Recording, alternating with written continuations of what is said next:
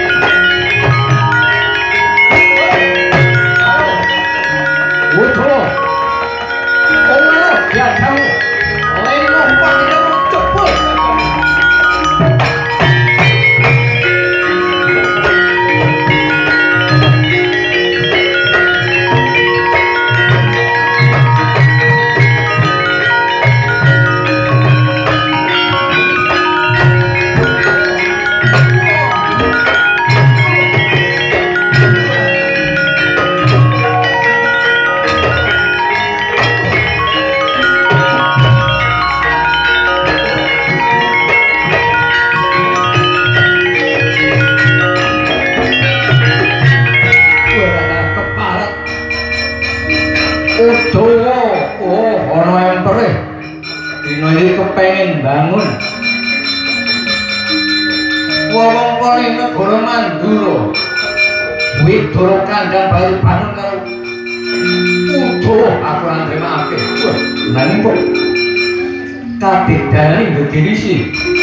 tak tamani pusaka nang Balarati Rasa Udawa kula sinuwun maju rene kula sumbang karo kraton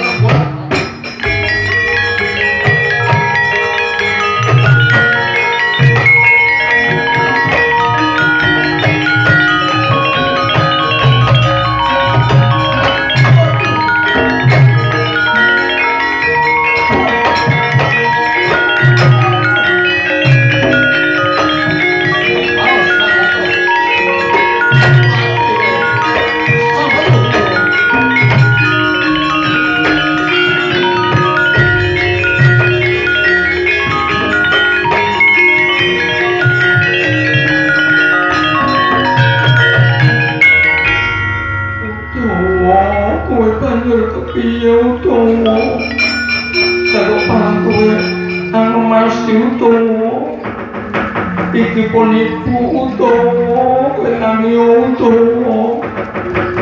Kanjeng Ibu kula mboten menapa-menapa Kanjeng Ibu saestu kula namung kangge api-api kemawon kula memasi dadi ora apa-apa Udawa mboten